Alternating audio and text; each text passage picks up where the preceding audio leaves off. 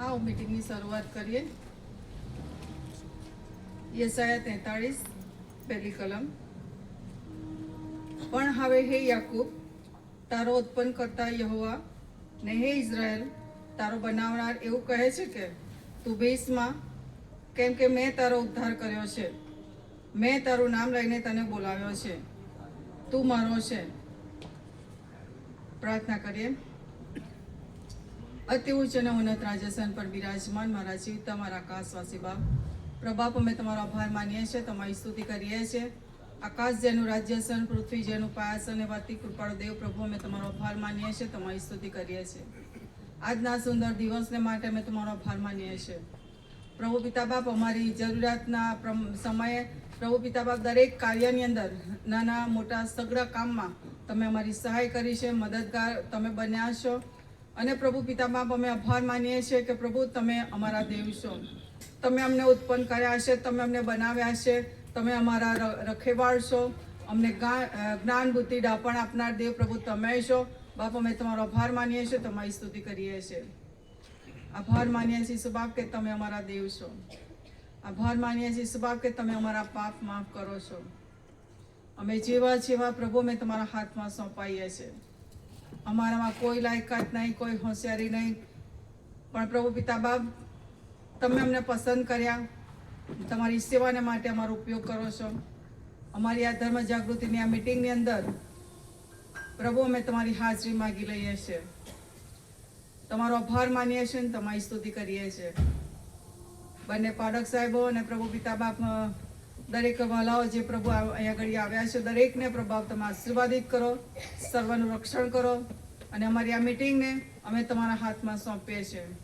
અમારી પ્રાર્થના કરવી, વિનંતી અને પ્રભુ પિતા બાપ વચન વાંચવું, ખરેખર પ્રભાવ મારા દેવ સ્તુતિ આરાધના કરવી, સગડું પ્રભુ અમે તમારા હાથમાં મૂકીએ છીએ.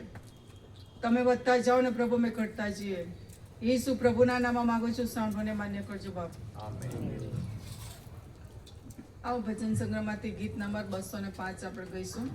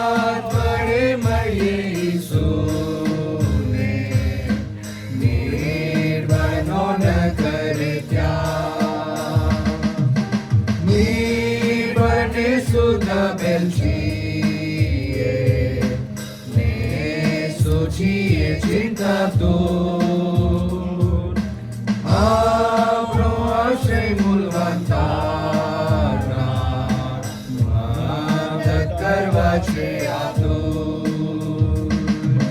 શું તુજ મિત્રો ત્યાગે તારે જણાવીશું પાસે હાથમાં લઈ તે રક્ષણ કરશે. આરામ તને મળશે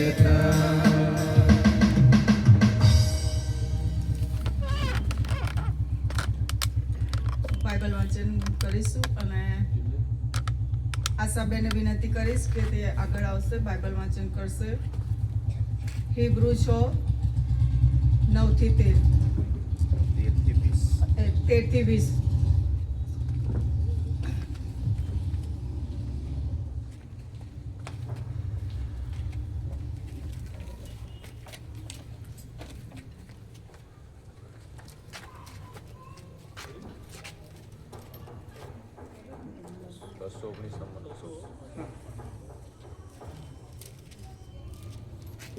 આપણે ઈશ્વરના વચનો વાંચીએ તથા સાંભળીએ. હિબ્રુઓને પત્ર 6 અધ્યાય 13-20. કેમ કે દેવે ઇબ્રાહીમને વચન આપ્યું ત્યારે પોતાના કરતા કોઈ શ્રેષ્ઠ નહોતો કે જેના સમ તે ખાય. માટે તેણે પોતાના સમ ખાઈને કહ્યું કે ખરેખર હું તને નક્કી આશીર્વાદ દઈશ અને તારો વિસ્તાર નિશ્ચય વધારીશ. તે પ્રમાણે ધીરજ રાખ્યા પછી તેનું વચનનું ફળ મળ્યું. માણસો પોતાના કરતાં જેઓ શ્રેષ્ઠ હોય તેના સમ ખાય છે અને સોગંદથી તેઓની સર્વ તકરારનો અંત આવે છે. તે પ્રમાણે દેવ પોતાના સંકલ્પની નિશ્ચયતા વચનના વર્ષોને દેખાડવાની ઈચ્છા રાખીને સમ ખાઈને વચ્ચે પડ્યો. તે માટે કે તે વચન તથા સમ જેમાં દેવથી જૂઠું બોલી શકાતું નથી તેવી બે નિષ્ફળ વાતોથી આપણને એટલે આગળ મૂકેલી આશા પકડવા સારું આશ્રય માટે દોડનારને ઘણું ઉત્તેજન મળે. તે આશા આપણે આત્માને સારું લંગર સરખી સ્થિર તથા અચળ અને પડદા પાછળના સ્થાપના બેસનારી છે. ત્યાં ઈસુએ અગ્રેસર થઈને આપણે સારું પ્રવેશ કર્યો છે અને મલ્કીસેદેકના ધારા પ્રમાણે તે હંમેશને માટે પ્રભુ યાજક થયો છે. ઈશ્વરના વચનો પર આશીર્વાદ.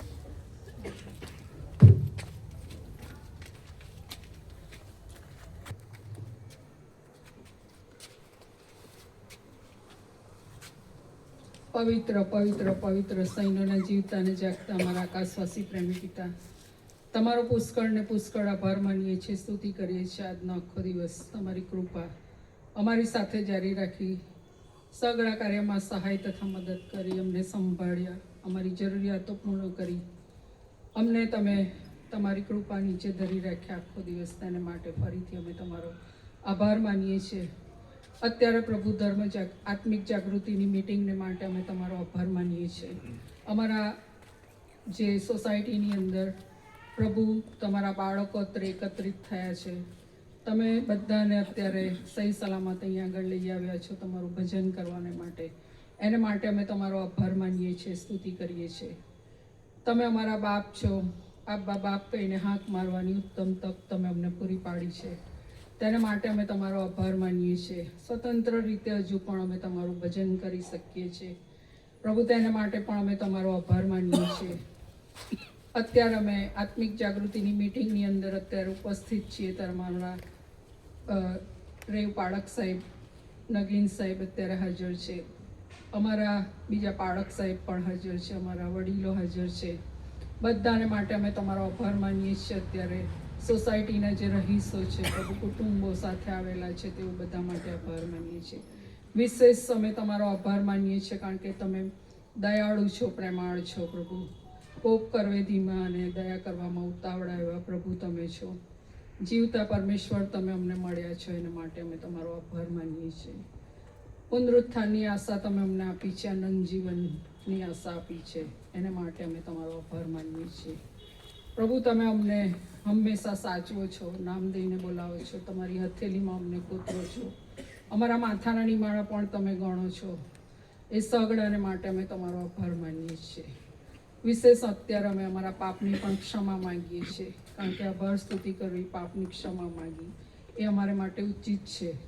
અમે પાપની અત્યારે ક્ષમા માંગીએ છીએ. જાણતા અજાણતા અમારી ભૂલો થઈ હોય વાત વિચાર વાણી વર્તનથી તો તમે અમને માફ કરો અને અમને સર્વ રીતે શુદ્ધ કરો. વિશેષ પ્રભુ અત્યારે અમે જે માંગણી લઈને મધ્યસ્થી માટે આવ્યા છીએ અને માટે અત્યારે ખાસ આગ્રહથી પ્રાર્થના કરીએ છીએ પ્રભુ. અમારા બાળકો 11મા 12મા 10મા અને 12માની પરીક્ષા આપી રહ્યા છે પ્રભુ. તેઓને માટે અમે ખાસ આગ્રહથી પ્રાર્થના કરીએ છીએ પ્રભુ. તેઓને તમે જે કંઈ પરીક્ષાની અંદર તેમણે જે કંઈ વાંચ્યું છે યાદ રાખવા યોગ્ય રીતે પ્રભુ તે પરીક્ષા આપી શકે એવું અમે માંગીએ છીએ. તેઓને તંદુરસ્ત રાખો, તેઓની સઘળી જરૂરિયાતો પૂર્ણ કરો પ્રભુ. અમારા બાળકો જ્યારે મોટા છે, 10મામાં આવ્યા છે, 12મામાં આવ્યા છે, ત્યારે હવે પછીની ભવિષ્યની તેમની જે કંઈ આગળની યોજનાઓ હોય એ પૂરી થાય, આ પરીક્ષાઓમાં ઉત્તીર્ણ થાય સારા માર્કે અને પ્રભુ તેઓ પ્રભુ આગળ તમારા રોપા અને મંડળીના સ્તંભો બને એવું અમે ખાસ માંગીએ છીએ. વિશેષ પ્રવીણભાઈને માટે અમે તમારો આભાર માનીએ છીએ. તેમને પ્રભુ જે નિમોનિયાની અસરથી દાખલ કરવામાં આવ્યા હતા અને તેમને પ્રભુ તમે સંપૂર્ણ સાજાપણું પૂરું પાડ્યું છે અને વધુ પણ સાજાપણાની જરૂર હોય તો તમે તેમને સ્પર્શ કરો, સંપૂર્ણ સાજાપણું આપો. તમારા નામના મહિમાને અર્થે તેમના કુટુંબનો ઉપયોગ કરો એવું અમે ખાસ માંગીએ છીએ.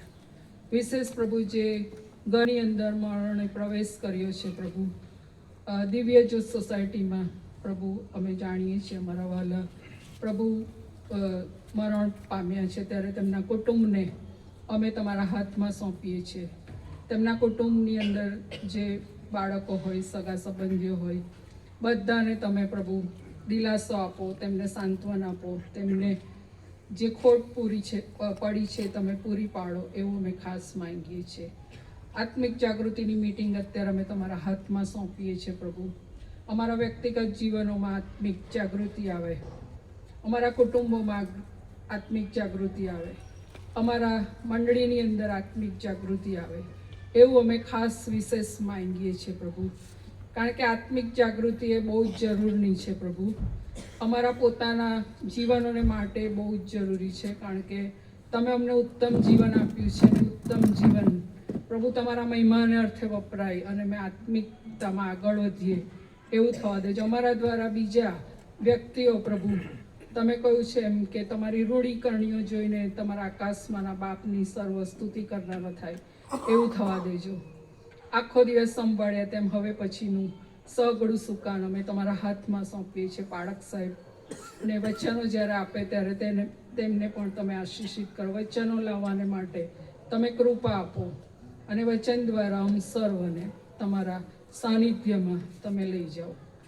ફરીથી અમે તમારા હાથમાં સોંપાતા આટલી ટૂંક વિનંતી પ્રાર્થના પ્રભુ ઈસુ ખ્રિસ્તના નામમાં માંગીએ છીએ, માટે સાંભળો ને સ્વીકાર કરો. આમેન.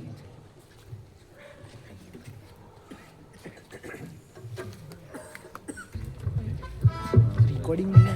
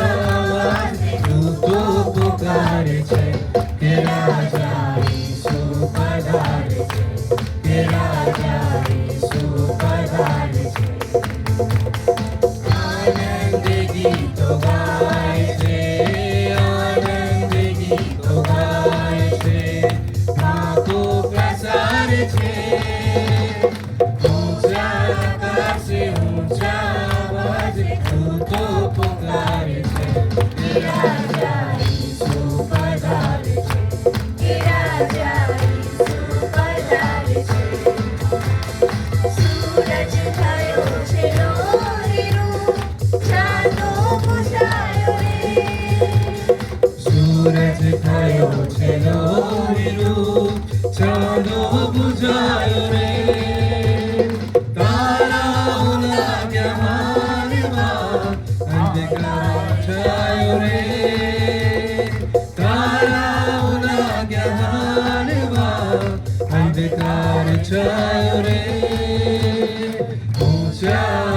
આકાશે ઊંચા અવાજે દૂતો પોકારે છે કે રાજા ઈસુ પધારે છે, કે રાજા ઈસુ પધારે છે. ત્યાં મળે છે માંદગી, ત્યાં મળે છે મોત, ત્યાં મળે છે માંદગી, ત્યાં મળે છે મોત. જીવન મને અનંત ત્યાં જલતી સદાય જો, જીવન મને અનંત ત્યાં જલ્દી સદાય જો. ઊંચા આકાશે ઊંચા અવાજે દૂતો પોકારે છે કે રાજા ઈસુ પધારે છે, કે રાજા ઈસુ પધારે છે. મળવા રહો તૈયાર કે હવે જવાનું છે, મળવા રહો તૈયાર કે હવે જવાનું છે. ધરણીનું ઘર છોડીને સ્વર્ગે રહેવાનું છે, ધરણીનું ઘર છોડીને સ્વર્ગે રહેવાનું છે. ઊંચા આકાશે ઊંચા અવાજે દૂતો પોકારે છે કે રાજા ઈસુ પધારે છે, કે રાજા ઈસુ પધારે છે, ઈસુ પધારે છે, કે રાજા ઈસુ પધારે છે. આવો આપણી આંખોને બંધ કરી અને થોડો સમય પ્રાર્થના ગીતમાં જોડાઈએ. દિવસ દરમિયાન આપણે ઘણી બધી ભાગદોડ કરી લીધી, ઘણા બધા લાઈફમાં બિઝી રહી ગયા. અત્યારે આપણી જોડે ટાઈમ છે, અત્યારે આપણને ઈસુ બાપે તક આપ્યો છે કે આપણે એમની સાથે વાત કરીએ, એમની સ્તુતિ અને આરાધના કરીએ.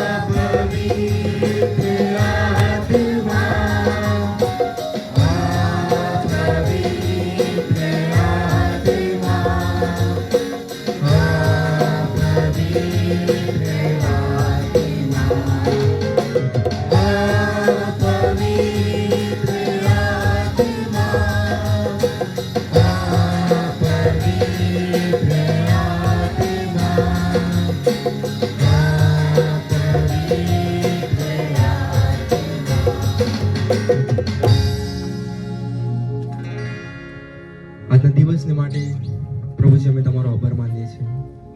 અને પ્રભુજી અમે તમારી પાસે કૃપા માંગીએ છીએ, સહાય માંગીએ છીએ કે પવિત્ર આત્મા દેવ તમે અમારા પર આચ્છાદન કરો. અને પ્રભુજી અમે તમારા લોક તરીકે, તમારા બાળકો તરીકે પ્રભુજી અમારું જીવતું અર્પણ તમને ચડાવી શકીએ પ્રભુજી, એવી તમારી પાસે અમે સહાય માંગીએ છીએ. અને પ્રભુજી ફરી એકવાર પ્રભુજી આ રાત્રિના સમયમાં ખુલ્લા આકાશ નીચે પ્રભુજી અમે મળી શક્યા માટે તમારો આભાર માનીએ છીએ. અને પ્રભુજી આગળ અમે જે કંઈ વચનમાં જઈશું પ્રભુજી, જે કંઈ વચન અમારી મધ્ય આવનાર છે તે પ્રભુજી તમે આશીર્વાદિત કરજો. અમે પ્રભુજી કેવળ સાંભળીને નહીં પણ તેને અમારા જીવનમાં પાડીને જઈએ એવું તમે થવા દો. અને પ્રભુજી અમારા જીવન દ્વારા કેવળ તમને માન મહેમાને આદર આપે એવું તમે થવા દો. અમારા અભરશ્રીના અર્પણો અને આગળનું સગડું તમારા હાથમાં સોંપતા અમારી પ્રાર્થના સાંભળીને માન્ય કરવા.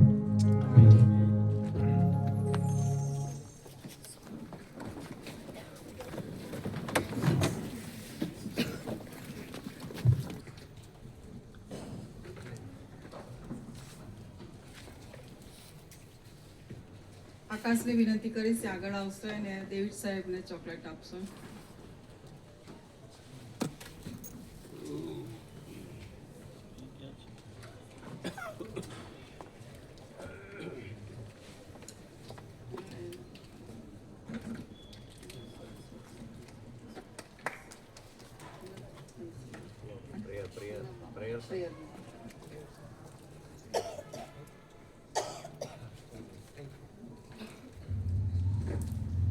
થેન્ક યુ ડેવિડ સાહેબ, અમે તમારી હાજરીની નોંધ લઈએ છીએ અને આ સંગતમાં તમે આવ્યા એના માટે તમારો આભાર માનું છું. અત્યારે આપણે વચનમાં જઈશું ને પારક સાહેબને વિનંતી કે રેવરેન્ડ નગીન સાહેબ આપણને પ્રભુના વચનમાં લઈ જશે.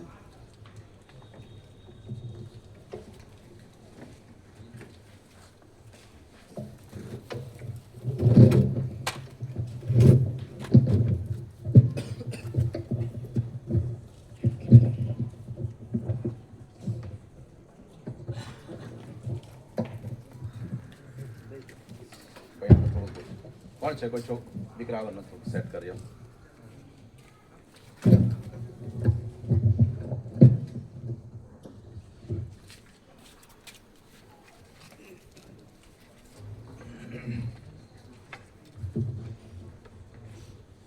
સર્વ સમયને માટે આપણે જીવંત ઈશ્વરનો આભાર માનીએ છીએ. આજે ફરીથી નેશનલ પાર્કમાં આ રાત્રિની આત્મિક જાગૃતિની સભામાં આપણે મળી શક્યા. આપણી સ્થાનિક મંડળીના પાળક રેવરેન્ડ ડેવિડ એન્ડ ખ્રિસ્તી સાહેબ, આપણા ઓફિસર્સ, સેક્રેટરી શ્રી હરિશંકર, નાણાં સમિતિના પ્રમુખ શ્રી કાંતિભાઈ, નિવૃત્ત પાળક રેવરેન્ડ અંબાલાલ સાહેબ, આ વિસ્તારના કારભારી શ્રીમતી અંજનાબેન કિરીટકુમાર મેકવાન, તમામ કારભારી મિત્રો, પાસ્ટેટ કમિટીના માનવંત સભ્ય ભાઈ બહેનો, કારભારી મિત્રો જેઓ અહીંયા જુદી જુદા એરિયામાં સેવા આપો છો અને આપ અહીંયા ઉપસ્થિત છો, અને નેશનલ પાર્ક સોસાયટીના તમામ વિશ્વાસી ભાઈ બહેનો, આપની હાજરીને માટે ખૂબ જ આભાર માનીએ છીએ અને આ બધાનો ખ્રિસ્તીસુમાં આવકાર કરીએ છીએ. મુરબ્બી વડીલ એડવોકેટ સાહેબ પણ આપણી સાથે છે, આપણી સોસાયટીમાં રહે છે અને તેઓ પધાર્યા છે, એમની પણ વિશેષ હાજરીની નોંધ લઈએ છીએ. અંજનાબેને આપની સોસાયટીમાં કારભારી તરીકે સેવા આપે છે. આપ જાણો છો કે આપણી પાસે 24 કારભારીઓ છે અને તેઓ પાળક વતી પ્રતિનિધિત્વ કરે છે. આટલી મોટી વિશાળ મંડળી છે, બધે પાળક મુલાકાત વર્ષમાં કદાચ એક વખત આવી શકે, પણ અમારા વતી તેઓ જે સેવા બજાવે છે અને એ ઉમદા સેવાઓમાં તમે પરિવાર તરીકે એમનો આવકાર કરો છો, એમનું સન્માન કરો છો, અને તમે જે પરિવાર તરીકે વચનથી વિશ્વાસ કરીને જે અર્પણો મંડળીની સેવા માટે અર્પો છો, એમને આપો છો વિશ્વાસ કરીને, એટલા માટે તમને ખરેખર અભિનંદન. અને દાનોનો સુવ્યવસ્થિત વહીવટ થાય છે, બાળક પોષણ માટે, મંડળીના ઉત્કર્ષ માટે મંડળીની અલગ અલગ વ્યવસ્થાઓ સચવાય છે, અને એ આપની પાસે અહેવાલ મુજબ આવે છે અને વિશ્વાસથી આપ આપો છો. એ વિશ્વાસથી એ આશામાં જીવન જીવીએ છીએ કે પ્રભુ ન્યાયાધીશ છે, ન્યાય કરનાર છે અને સર્વનો ન્યાય કરનાર છે. અને એટલા માટે જે લોકો વહીવટમાં છે, જે સેવામાં છે, એમને પણ ઈશ્વર એનો ન્યાય કરનાર છે. આપણે આનંદથી આપીએ છીએ, આપણે ઠરાવ્યું છે માટે આપીએ છીએ, કારણ કે બાઇબલ એવું કહે છે, યાકૂબે ઈશ્વરની સાથે કરાર કર્યો. યાકૂબે દેવની સાથે એ વાચા બાંધી કે જો તું મને સહી સલામત મારા પિતા પાસે લઈ જઈશ, તું રસ્તામાં મારું રક્ષણ કરીશ, તો તું જે કંઈ મને આપશે એનો દશાંશ હું તને આપીશ. આ કોઈ ચર્ચે, કોઈ મંડળીએ કે કોઈ ઇન્સ્ટિટ્યુશને આ ઠરાવ નથી કર્યો, પણ આપણે બાઇબલના ધોરણ પ્રમાણે આપણે સમજીએ છીએ કે ઈશ્વરે મને સલામત રાખ્યો, મને આવકનું સાધન આપ્યું, અને મારી નૈતિક ફરજ છે કે મને જે વ્યવસ્થા આપી છે, માળખામાં મૂક્યો છે, માળખાની વ્યવસ્થા સચવાય એટલે પ્રભુનો આભાર માનવાને માટે મારે અર્પણ આપવાનું, આપણે એ રીતે આપીએ છીએ. ઉત્પત્તિનો 28મો અધ્યાય આપને વાંચવો હોય તો વાંચી લેજો. અને એ બધાને માટે તમારી ખરેખર કદર કરું છું, આભાર માનીએ છીએ. અમે બંને બાળકો પાસ્ટેટ કમિટી નાણાં સમિતિના પ્રમુખ વતી અમારા કારભારીનું આપ આવકાર કરીને સન્માન કરીને અર્પણ આપો છો, એટલે અમે તમને રેકગ્નાઇઝ કરીએ છીએ અને થેન્ક યુ કહીએ છીએ. બેને મારા બહુ વખાણ કર્યા, પણ ઈશ્વરે જે સેવાના માટે અમને અભિષેક કર્યા છે, અને એટલું હું જાણું છું, આ બાઇબલ મારી પાસે છે ને આ બાઇબલના દેવે મને દર્શન આપ્યું, અમને દર્શન આપ્યું, આ સેવામાં તેડ્યા છે, એટલે સેવા કરતા કરતા ઈશ્વરની સમક્ષતામાં ઊભા રહેવાનું છે, ન્યાય થવાનો છે. અને હું બરાબર સમજું છું, જાણું છું, એટલા માટે મારી જે સેવા છે એ નૈતિક અને પ્રમાણિકતાથી હું કરું છું, ઈશ્વરનો ડર રાખીને, ઈશ્વરની બીક રાખીને.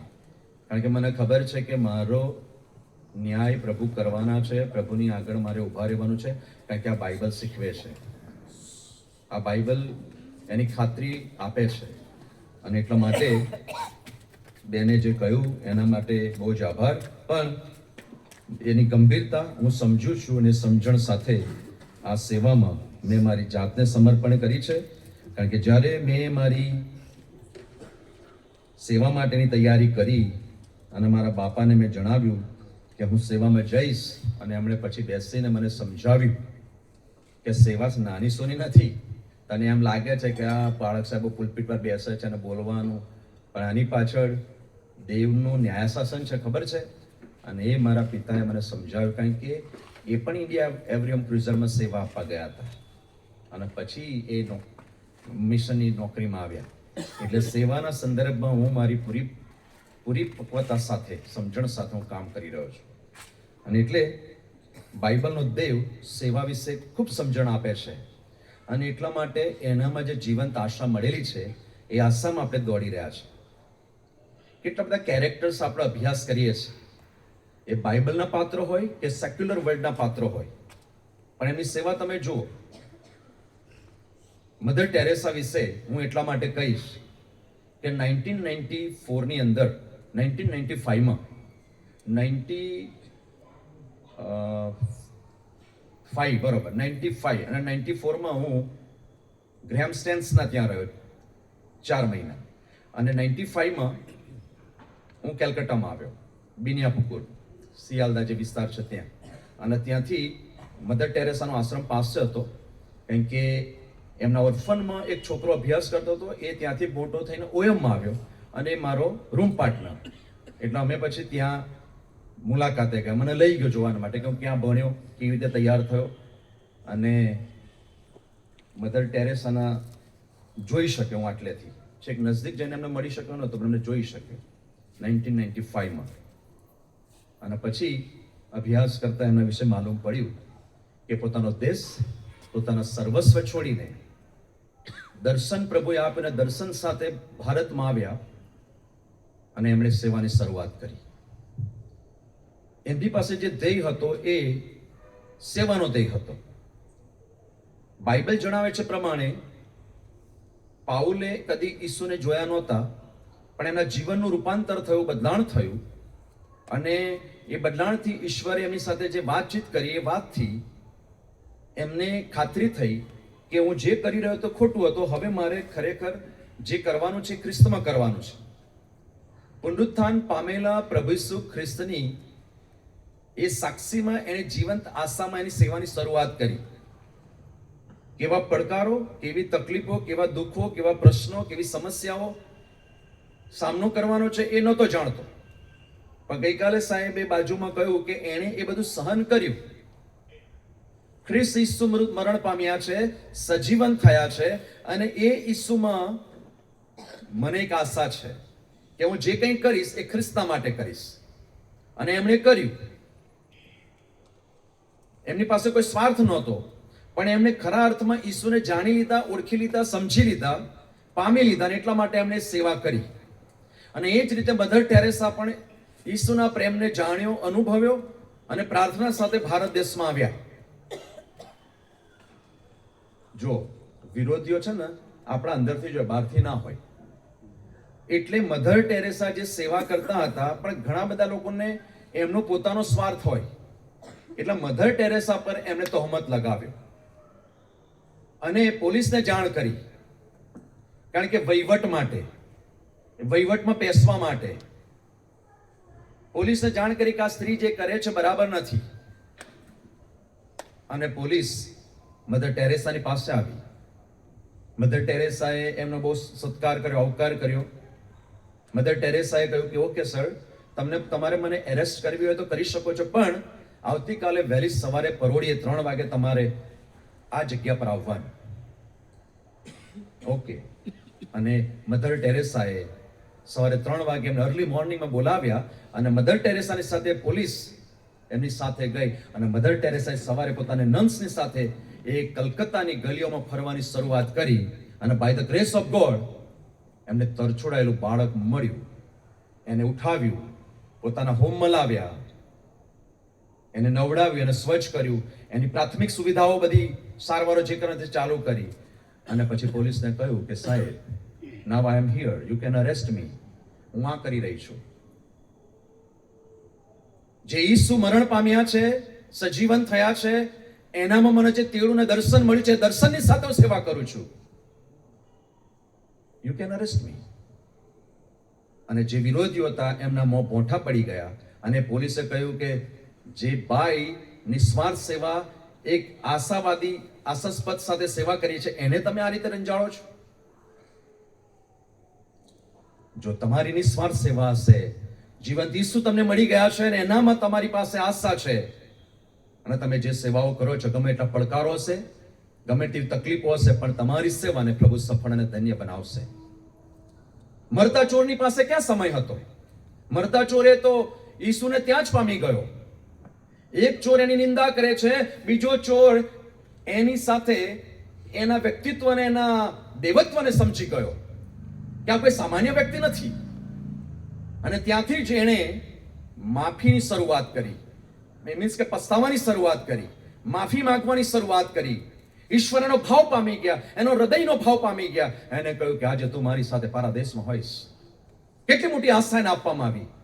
તરી ગયું એનું જીવન, એનું બચી ગયું, એનો ભૂતકાળ બધો ભૂસાઈ ગયો.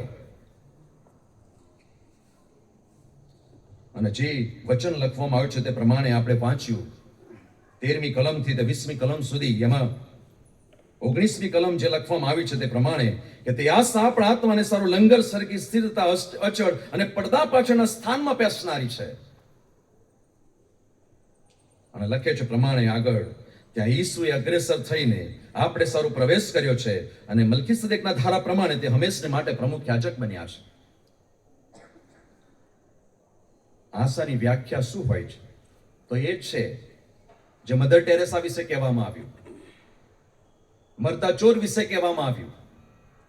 હવે મરણ છે, જીવનનો અંત આવી ગયો છે હવે, પણ એનામાં એક આશા જાગે છે કે આ તો દેવત્વ ધરાવનાર વ્યક્તિ છે, આ સામાન્ય પુરુષ નથી, ઈશ્વરત્વ વ્યક્તિ છે. અને એણે ત્યાં જ પોતાનું જીવન સોંપી દીધું. અને બાઇબલ લખે છે પ્રમાણે કઈ બાબતની આશા વિશે પ્રભુએ આપણને જણાવ્યું છે. યોહાનની લખેલી સુવાર્તા 14મો અધ્યાય 2-3 કલમ આપણે વાંચીએ છીએ. મરણ પ્રસંગે પણ આપણા વાંચીએ છીએ. અને આપણા વડીલ મુરબ્બી જ્યારે પ્રભુ મંગે ત્યારે મેં અહીંયા કહ્યું કેમ મરણ લાભકારક છે, શુભકારક છે, આશીર્વાદનું કારણ છે. બાઇબલ એવું કહે છે, ઈસુ એવું કહે છે કે જેથી જ્યાં હું છું ત્યાં તમે પણ રહો, એ જીવંત આશા છે. મને તમને આશા આપવામાં આવી છે. આશા કેવી રીતે ઉત્પન્ન થાય છે? વિશ્વાસ કરવાથી. આપણે વિશ્વાસ કરીએ છીએ ત્યાં આશા ઉત્પન્ન થાય છે, પ્રોમિસ પ્રાપ્ત થાય છે અને પ્રોમિસ પાડવામાં આવે છે. મેં હમણાં જ કોઈ આગલી મીટિંગમાં કહ્યું કે પ્રભુ યહોવા દેવ ઇબ્રાહિમને વચન અનુસાર બાળકનું દાન આપે છે અને પછી કહે છે કે આનું અર્પણ કર. બહુ અઘરી કસોટી, પણ એની પાસે આશા હતી કે આ તો પુનરુત્થાનની પ્રભાતે મળશે ને. મેં બાઇબલમાં હિબ્રુના પત્રના 11મા અધ્યાયની જે કલમો છે પ્રૂફ કરાયું કે એને ખાતરી હતી, એને વિશ્વાસ હતો, એને આશા હતી કે ઈશ્વર પુનરુત્થાનની પ્રભાતે ઉઠાડશે. અને એટલે 11મો અધ્યાયની પહેલી કલમ પણ એ વિશ્વાસ વિશેની ત્યાં વાત લખવામાં આવી છે. અદ્રશ્ય વસ્તુઓની સાબિતી છે. અને વિશ્વાસ વગર ઈશ્વરને પ્રસન્ન કરવો કદી શક્ય બનતું નથી.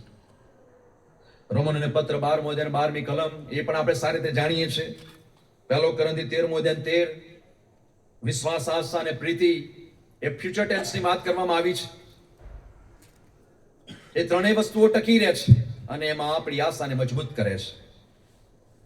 પ્રભુ આપણા જીવનમાં આટલો બધો રસ કેમ લે છે? બીકોઝ હું ને તમે ઈશ્વરનું સર્જન છે, એની કૃતિ છીએ. અને એટલે જ મેં જ્યારે લખતો હતો ત્યારે લખ્યું કે we should have right relationship with God, but how it is possible? આપણે દેવની સાથે જે સંગત કરવા માંગીએ છીએ કેવી રીતે આપણે પોસિબલ બનાવી શકીએ અને કેવી રીતે શક્ય બનાવી શકીએ? તો in Christ it is possible. ઈસુ ખ્રિસ્તના વિશ્વાસ પરથી એ સંબંધ મજબૂત બની શકે છે. પણ મને ને તમને ખાતરીને વિશ્વાસ હોવો જોઈએ કે ઈસુ મારા માટે આવ્યા, મારા માટે મરણ પામ્યા અને એ ઉઠ્યા છે. એ હું વિશ્વાસ ધરાવું છું અને મને આશા છે કે હું એને મળવાનો છું. જે આપણે જોવાના છે મેલ્કીસેદેક વિશે, પ્રમુખ યાજક વિશે, એ ત્યાં પુરવાર થાય છે. થોડું સમજવું અઘરું છે, પણ સમજવા માટે આપણે પ્રયત્ન કરીશું.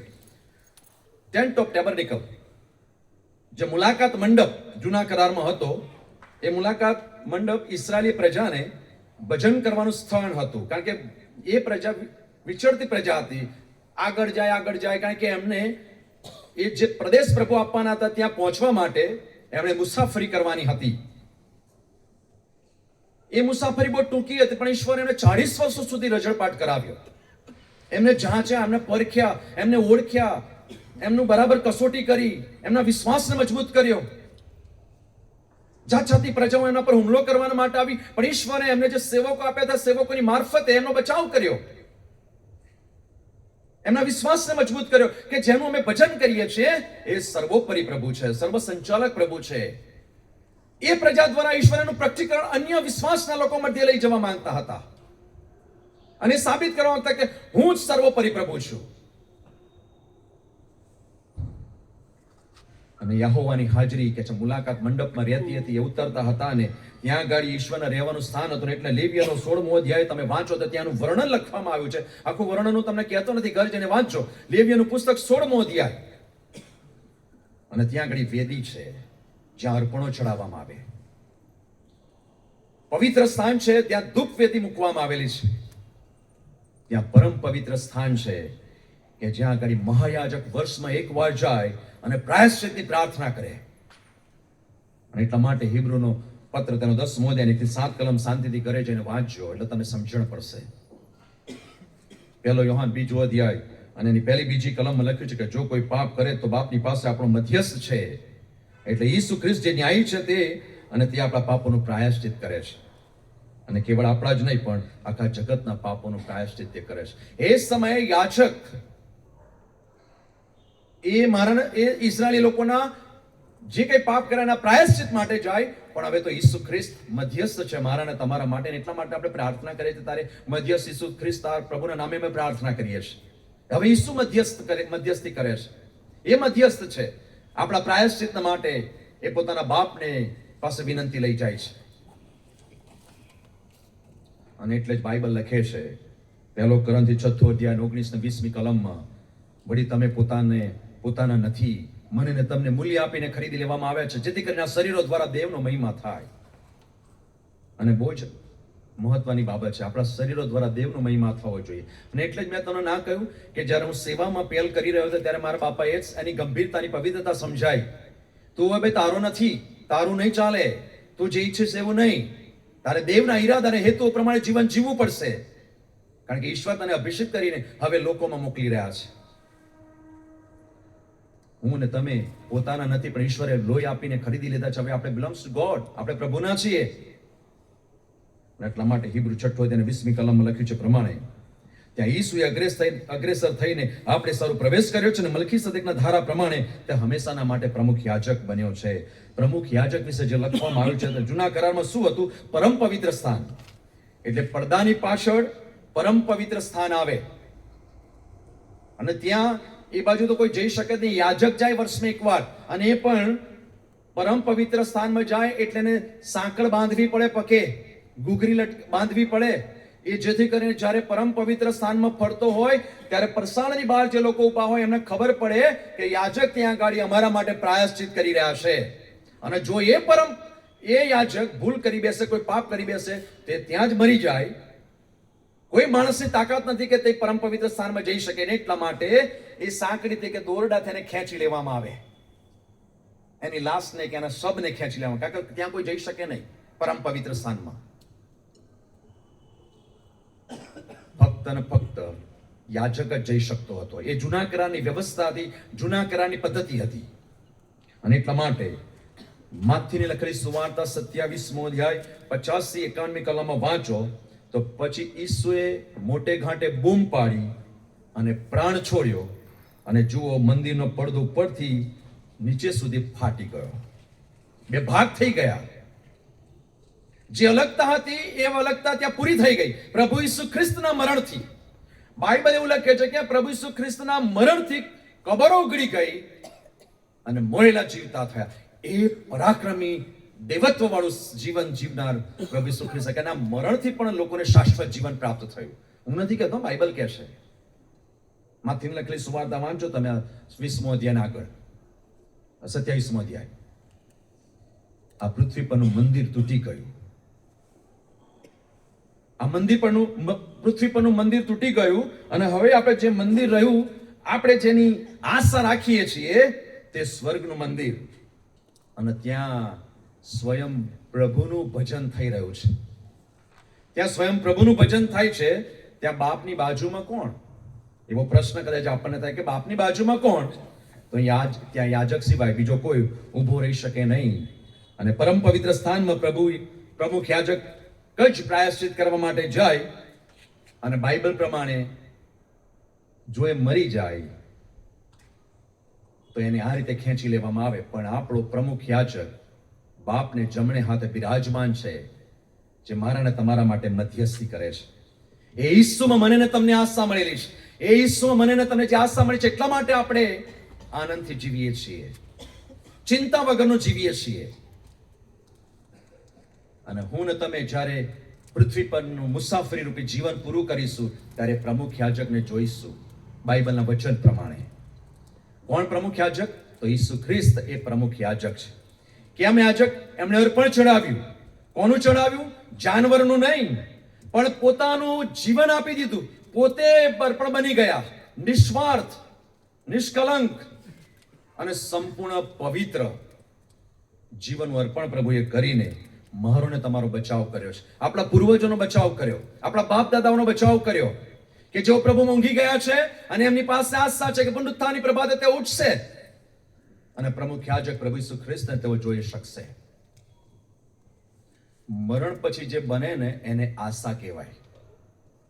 કારણ કે પ્રભુ ઈસુ ખ્રિસ્ત મરણ પામ્યા, સજીવન થયા, એટલે આપણે વિશ્વાસ કરીએ છીએ.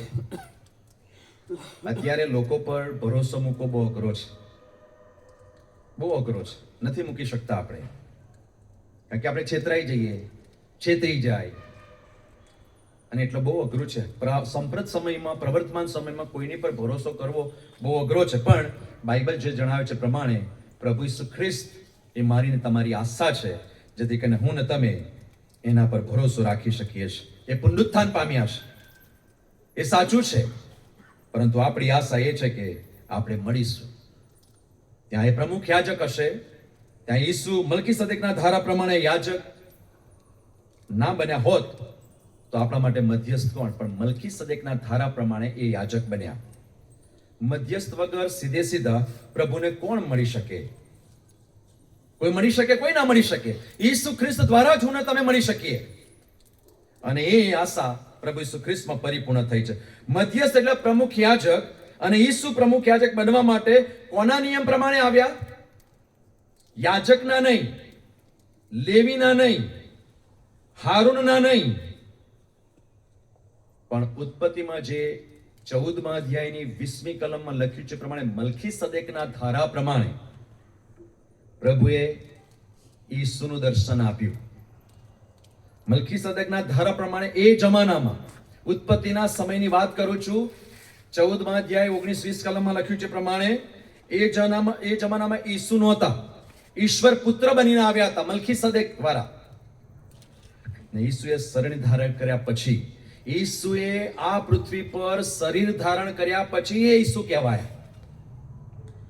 અને મલ્કીસદેકના ધારા પ્રમાણે ઈસુ બનીને ઇબ્રાહીમને દર્શન દીધું. સમજવા માટે કોશિશ કરજો.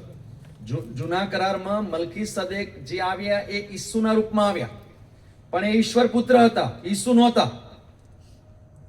ઈસુ તો નવા કરારમાં ઈસુનું નામ મળ્યું, પણ યહોવા બાપ મલ્કીસદેક દ્વારા ઈસુનું દર્શન કરાવ્યું ઇબ્રાહીમને. એટલે ઇબ્રાહીમે શું કર્યું? એનામાં મોટી આશા ઉત્પન્ન થઈ. કેવી રીતે? એ દર્શન આપીને જતા રહ્યા નહીં. તો આપણે કેવી રીતે એને સમજી શકીએ? તો એ આવ્યા ત્યારે ઇબ્રાહીમને દર્શન આપ્યું, અને દર્શન દ્વારા ઇબ્રાહીમે એમને દશાંશ આપ્યો.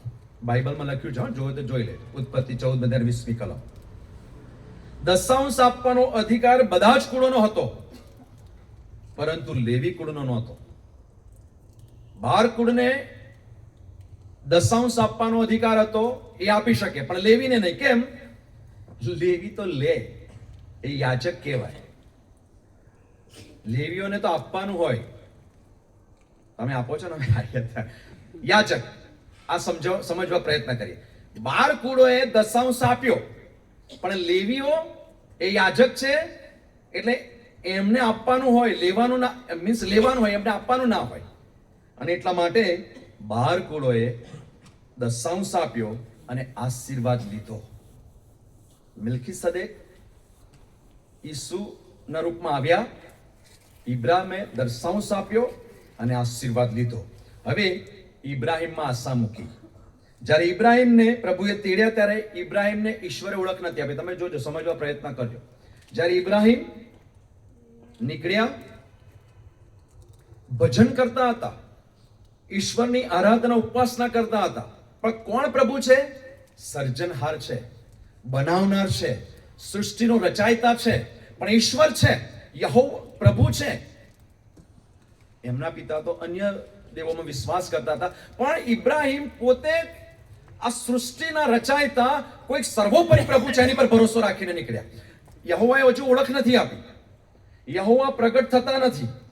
યહોવાએ પોતાની જાતને સૌપ્રથમ ઇબ્રાહીમની આગળ જાહેર કરી. ઇબ્રાહીમની આગળ ઈશ્વરે પોતાની જાતને મૂકી, ઓળખ મૂકી. નૂહની આગળ પણ ઈશ્વરે ઓળખ નથી આપી. અને એટલા માટે ઇબ્રાહીમને દર્શન આપીને કહ્યું, શું કહ્યું? કે હું તારાથી એક જાતિ ઉત્પન્ન કરીશ, અને તે મારી જાતિ કહેવાશે, અને હું તેમનો દેવ થઈશ. આ ઇબ્રાહીમને દર્શન આપીને પ્રભુએ પોતાની ઓળખ જાહેર કરી કે હું સર્વોપરી પ્રભુ છું, સર્વનો બનાવનાર છું, અને તને પણ જે આશીર્વાદ આપશે એને આશીર્વાદ આપીશ, જે તને શ્રાપ આપશે એને શ્રાપ આપીશ, અને તારામાં પૃથ્વીના સર્વ કુટુંબો આશીર્વાદિત થશે. અને કે છે તારાથી કોમ ઉત્પન્ન થશે, હું એમનો દેવ થઈશ. એ આશીર્વાદ, પ્રોમિસ, આશા પ્રભુએ ઇબ્રાહીમને આપી. આ કેમ કહ્યું? કારણ કે એનામાં આશા હતી, માણસોને બચાવવાની. પ્રભુને જ ખબર હતી કે આ જાતિમાં જ મારો દીકરો મોકલીશ, અને મોટો એ મારો દીકરો આખા જગતને બચાવશે. અને આ જ આશામાં ઇબ્રાહીમના વંશમાં આગળ જતા જતા પ્રભુ ઈસુ ખ્રિસ્તનો જન્મ થાય છે. આપણે જાણીએ છીએ કયા નિયમના આધારે? મલ્કીસદેકના ધારા પ્રમાણે. અને એ પૂરી થવી જોઈએ. જો કે બચાવનાર તરીકે દેવની યોજના હોય તો યાજક પણ એ દેવ હોવો જ જોઈએ. અને એટલે પ્રભુ ઈસુ ખ્રિસ્ત એ યાજક બન્યા. કારણ કે યાજક વગર દેવની આગળ કોઈ પણ વ્યક્તિ ઊભા રહેવાના માટે સક્ષમ નથી. કોઈ ઊભું રહી શકે નહીં. એને નીકળી જવા દો, એને નીકળી જવા દો, એને જતી રહેવા દો.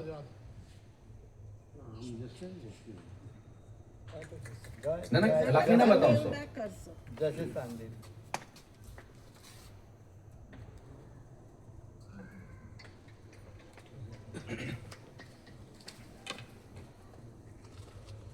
કારણ કે યાજક વગર દેવની આગળ કોઈ ઊભું રહી શકે નહીં. એ ઈસુએ જે પાછળથી આવવાના છે એ મલ્કીસદેકના ધારા પ્રમાણે તેમણે પોતાની જાતને અર્પણ કરનાર યાજક તરીકે મૂકી દીધી. અને મારી ને તમારી આશા એ ઈસુ ખ્રિસ્તમાં જાણે કે પૂરી થતી હું ને તમે જોઈ રહ્યા છો. આ જૂના કરારની વાત થઈ. મલ્કીસદેકના ધારા પ્રમાણે આપણે જે જોઈ રહ્યા છે જૂના કરાર પ્રમાણે વાત થઈ. પણ હવે આશીર્વાદ કોણ આપે? યાજક. યાજક રાજાને પણ આશીર્વાદ આપે. આશીર્વાદ યાજક માથા પર હાથ મૂકીને પ્રભુને વિનંતી કરીને પ્રાર્થના કરીને આશીર્વાદ યાજક જ આપી શકે, બાઇબલ આપણને જે બતાવે છે પ્રમાણે. અને આપણને તારણની સ્વર્ગની આશાનો આશીર્વાદ ઈસુ વગર કોઈ ના આપી શકે. અને આપણો યાજક કોણ? તો પ્રભુ ઈસુ ખ્રિસ્ત. એનામાં મને ને તમને સ્વર્ગીય આશાનો આશીર્વાદ મળ્યો છે. જીવંત આશાનો આશીર્વાદ પણ પ્રભુ ઈસુ ખ્રિસ્ત એ મલ્કીસદેકના ધારા પ્રમાણે યાજક બનીને પોતાના જીવનનું અર્પણ કરીને પોતે મરણ પામ્યા, મને બચાવી લીધો, તમને બચાવી લીધા, અને એનામાં મારીને તમારી આશાને એમણે જીવંત રાખી છે.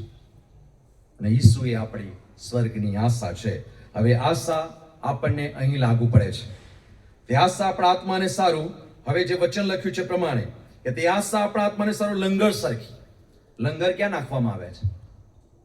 જ્યારે વહાણો સમુદ્રની દરિયાઈ મુસાફરી કરીને આવે, કોઈ બંદર પર આવે, તેને થોભાવાને માટે, એને ત્યાં સ્થિર કરવાના માટે લંગર નાખવામાં આવે, જેથી કરીને એને પાણીમાં પાછું ના ખેંચી જાય.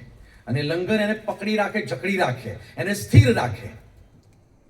અને અહીંયા ગાડી જે લખવામાં આવ્યું છે તે પ્રમાણે 19 તે આશા આપણા આત્માને સારું લંગર સરખી સ્થિર તથા અચળ અને પડદા પાછળના સ્થાનમાં પેસનારી છે. લંગર એટલે સ્થિર ઊભા રહેવું. આપણે સ્વર્ગમાં જઈએ તો ઊભા રહેવું પડે. સર્વસમર્થ ઈશ્વરની આગળ ઊભા રહેવું પડે. આમ તેમ ફરાય નહીં, કારણ કે એ સર્વોપરી યાજક છે. એ મારા ને તમારા માટે અર્પણ બની ગયો છે. એ મલ્કીસદેકના ધારા પ્રમાણે એનું બલિદાન આપવામાં આવ્યું. અને હવે એ યાજક છે ને યાજકની સામે મારીને તમારે ઊભા રહેવું, એટલે સ્થિર ઊભા રહેવું પડે. કોણ ઊભા રહી શકે? તો મારીને તમારી આશા સ્વર્ગમાં જવાની છે અને તેને સ્થિર કરવાની હોય તો પ્રમુખ યાજક જ એ મને ને તમને સ્થિર કરી શકે. એ પ્રભુ ઈસુ ખ્રિસ્તના વિશ્વાસ પર મારી ને તમારી આ પૃથ્વી પરની જે મજબૂતતા છે એ વિશ્વાસના કારણે છે. આપણે કદી પ્રભુને જોયા નથી, પણ આપણા પૂર્વજોએ મને ને તમને હાથમાં બાઇબલ મૂક્યું. એ બાઇબલથી ચર્ચમાં જવાની શરૂઆત કરી. ચર્ચમાં જે કંઈ આપણે શીખ્યા આપણા વ્યક્તિગત અભ્યાસથી, અનુભવ પરથી મને ને તમને પાકી ખાતરી થઈ કે ઈસુ એ જગતના તારનાર તો ખરા જ, પણ મારા વ્યક્તિગત ઉદ્ધારનાર છે, મારા વ્યક્તિગત બચાવનાર છે, મારા માટે મરણ પામ્યા છે, સજીવન થયા છે. એની મોટી આશા અને ખાતરી મને આપવામાં આવે છે. એટલા માટે હું ઈસ્ટર ઉજવું છું.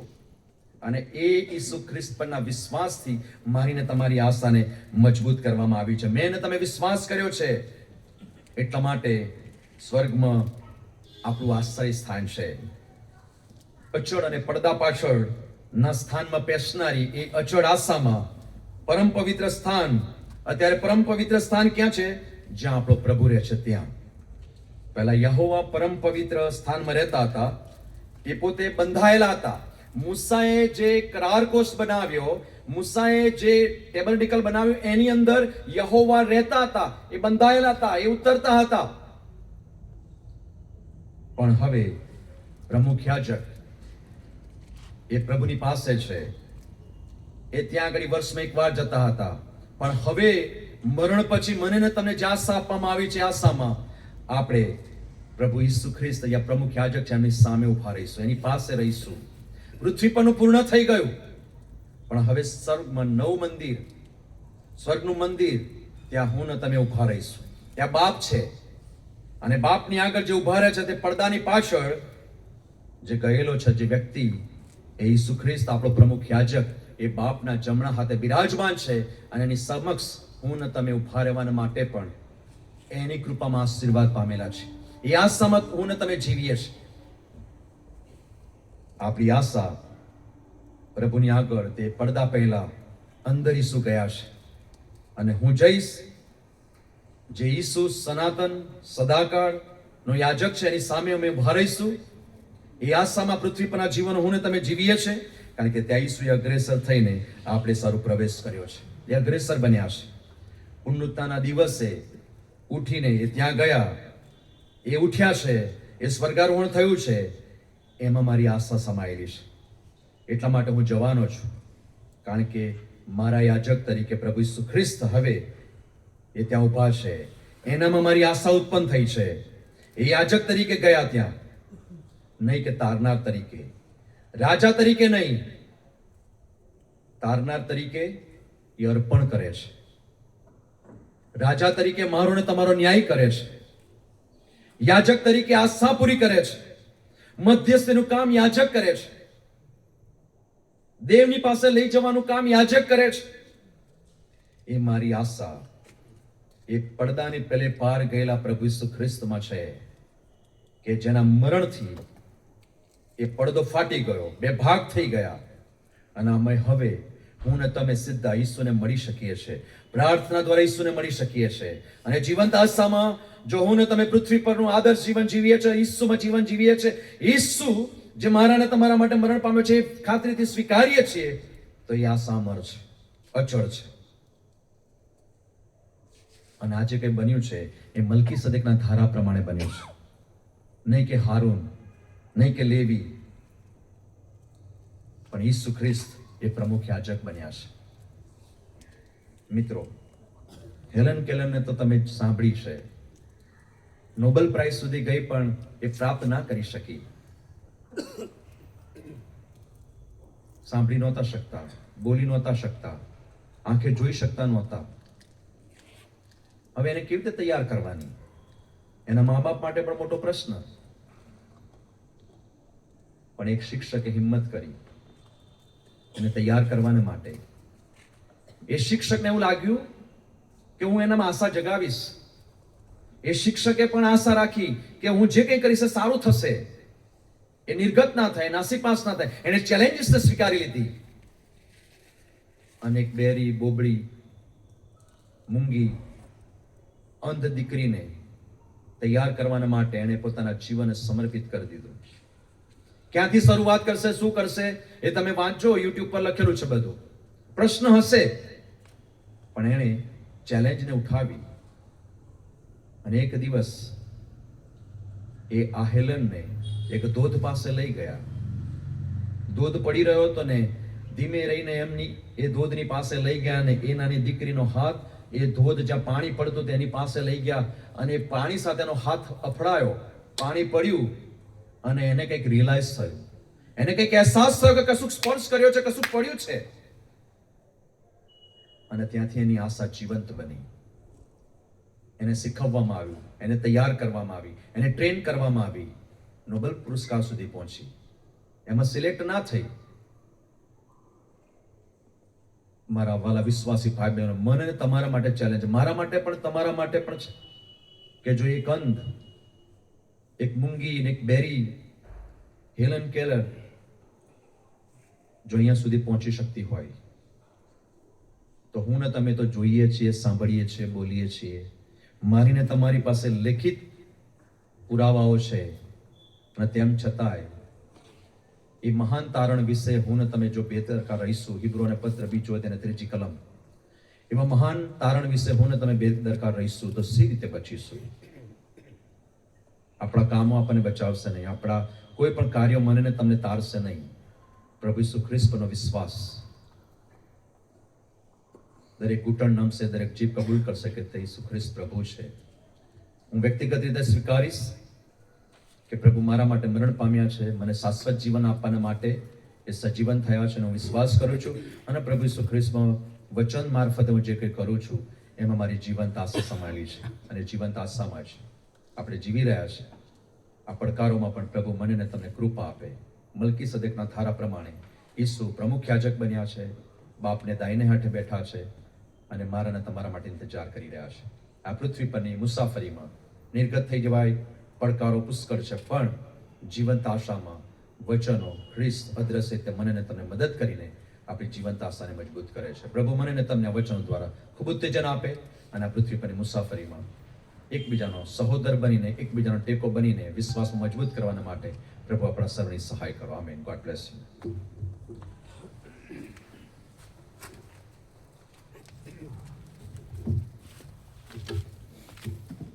ડેવિડ સાહેબ આપણને છેલ્લી પ્રાર્થના કરાશે અને આશીર્વાદ માગશે.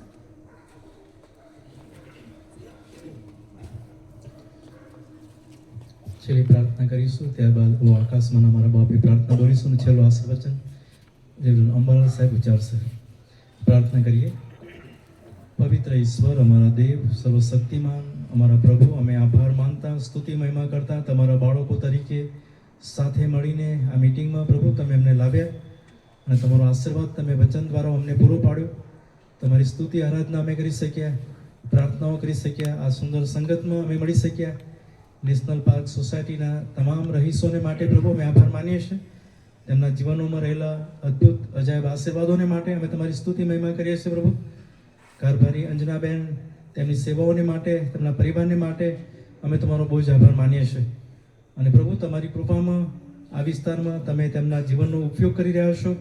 દરેક પરિવારોમાં તેમનું જવું, મુલાકાતો લેવી, દાનો એકઠા કરવા, પ્રાર્થનાઓ કરવી અને મંડળી સાથે રહીને તે બહુ અદ્ભુત સેવાઓ કરી રહ્યા છે. પ્રભુ તમારી કૃપા તેમના જીવનમાં છે, તમે વધારે પૂરી પાડો તેવી વિનંતી પ્રભુ અમે કરીએ છીએ. અમારા નેશનલ પાર્ક સોસાયટીમાં જે રહીશો છે તેમાં સેક્રેટરી હરીશભાઈ, સવિતાબેન જેઓ ડિસ્ટ્રિક્ટ મહિલા મંડળના પ્રમુખ, તેઓ પણ અહીંયા છે અને બીજા પરિવારો, તે બધાને માટે પ્રભુ અમે આભાર માનીએ છીએ. મંડળી સાથે તેમના અજાયબ જીવનો છે, તેમના જીવનનો તમે ભરપૂર ઉપયોગ કરી રહ્યા છો. સર્વ પ્રકારે પ્રભુ તમારું સામર્થ્ય આ સોસાયટી દ્વારા મંડળીમાં તમે લાવો છો અને તમારી કૃપા અમે જોઈએ છીએ પ્રભુ. તમારો પુષ્કળ આભાર માનીએ છીએ. ખાસ કરીને પ્રભુ આ સોસાયટીમાં જો કોઈ વિદ્યાર્થી 10મા 12મામાં એક્ઝામ આપી રહ્યો છે તો પ્રભુ એ વિદ્યાર્થીને તમે આશીર્વાદ આપજો. તેના જે પેપરો હવે જે લખી રહ્યો છે તે પ્રભુ તમારી કૃપામાં મહિમાવાન કરજો અને ખાસ કોઈ પણ ડર કે બીક વગર યાદશક્તિ, સ્મરણ શક્તિ સાથે એ પેપરો સારી રીતે લખી શકે તેના માટે કૃપા બનજો તેવી અમારી પ્રાર્થના વિનંતી છે. સાથે પ્રભુ અમે પ્રાર્થના કરીએ છીએ પાછલા દિવસોમાં અમારી આ સોસાયટીમાં જે મરણ થયું, તમારા સેવક સાત્વિક અંકલ જેઓ લાંબા આયુષ્ય પછી તમારી પાસે આવે, અમે પ્રભુ એ પરિવારને તમારી પાસે લાવીએ છીએ. તમે એ પરિવારને દિલાસો, બળ ને હિંમત આપો અને તમે જે દિલાસો આપ્યો છે તેમાં વધારે તમારી કૃપા પૂરી પાડો તેવી અમારી વિનંતી છે. બીજા જેઓ આ વિસ્તારમાં, આ સોસાયટીમાં બીમાર છે, મુશ્કેલીમાં છે, તકલીફમાં છે, એ સર્વને પ્રભુ અમે તમારા ચરણોમાં લાવીએ છીએ. તમે તેમના સાજાપણાના પ્રભુ છો, તમે તેમને સાજાપણું આપો, તેમની સંભાળ તમે રાખો, તેમની બીમારી, મુશ્કેલી, તકલીફ તમે લઈ લો, સર્વાંગી વિકાસ તમે બનો તેવી ખાસ પ્રાર્થના અમે કરીએ છીએ પ્રભુ. અમે બંને બાળકોને પ્રભુ તમે આ વિસ્તારમાં લઈ આવ્યા, આ મિટિંગમાં લઈ આવ્યા. તમારા સેવકના મુખ દ્વારા જે વચનો પ્રભુ અમને મળ્યા અને વચનોમાં પ્રભુ અમે વિશ્વાસ કરતા અમારા જીવનમાં રહેલી આશામાં અમે વધારે તમારી કૃપામાં વધીએ, તમારું સામર્થ્ય મેળવીએ, તમારું ગૌરવ પ્રાપ્ત કરીએ. તેના માટે તમે અમારી સહાય કરજો તેવી પ્રાર્થના અમે કરીએ છીએ પ્રભુ. ખાસ કરીને પ્રભુ અમે પ્રાર્થના કરીએ છીએ અમારી મંડળીમાં આ વિસ્તારના પરિવારો જે બહુ અજાયબ રીતે દાનો આપીને ઉપયોગી પાત્રો બન્યા છે અને તેમના જીવન દ્વારા, તેમની સેવાઓ દ્વારા, તેમની પ્રાર્થનાઓ દ્વારા, તેમના દાનો દ્વારા મંડળી માટે તેઓ ઊભા છે. ત્યારે પ્રભુ અમે તમારો પુષ્કળ આભાર માનીએ છીએ. તમે તેમને આશીર્વાદ આપો, તેમના જીવનોને આસ્વાદિત કરો, તેમના પરિવારોને તમે આસ્વાદિત કરો અને તેમના જીવન દ્વારા તમે મહિમા પામો તેવી પ્રાર્થના અમે કરીએ છીએ. જેઓ મુશ્કેલીમાં છે, તકલીફમાં છે, એ બધાને પ્રભુ તમારી ગમ લાવીએ છીએ. તમે તેમની મુશ્કેલીઓ દૂર કરો, તમે તેમના પ્રશ્નોના જવાબ બનો, સર્વ પ્રકારે તેમના હકમાં સારું છે તે બધું તમે કરો તેવી અમે પ્રાર્થના કરીએ છીએ. અત્યારે પ્રભુ અમે બધા તમારા હાથોમાં સોંપાઈએ છીએ. અમારી આ મિટિંગને તમારા હાથોમાં સોંપતા તમે અમારી આ પ્રાર્થના સાંભળી છે, આભાર માનતા અમારી પ્રાર્થના પ્રભુ ઈસુમાં તમે સાંભળો અને તેનો સ્વીકાર કરો. આમેન. ઓ આકાશમાં અમારા બાપ, તમારું નામ પવિત્ર મનાવો, તમારું રાજ્ય આવો, જેમ આકાશમાં તેમ પૃથ્વી પર તમારી ઈચ્છા પૂરી થાઓ. દિવસની મારી રોટલી આજ અમને આપો, જેમ અમે મારા ઋણીને માફ કર્યા છે તેમ તમે મારા ઋણોને માફ કરો. અમને પરીક્ષામાં ન લાવો, બુરાઈથી મારો છૂટકો, કેમ કે રાજ્ય તથા પરાક્રમ તથા મહિમા સર્વકાળ સુધી તમારા છે. અને હવે આપણા તારનાર પ્રભુ ઈસુ ખ્રિસ્તની કૃપા, ઈશ્વર પિતાનો પ્રેમ અને પવિત્ર આત્માની સંગત આપણી ને તેના લોકોની સાથે આવેલા તમામની સાથે હમણાં ને સર્વકાળ સુધી.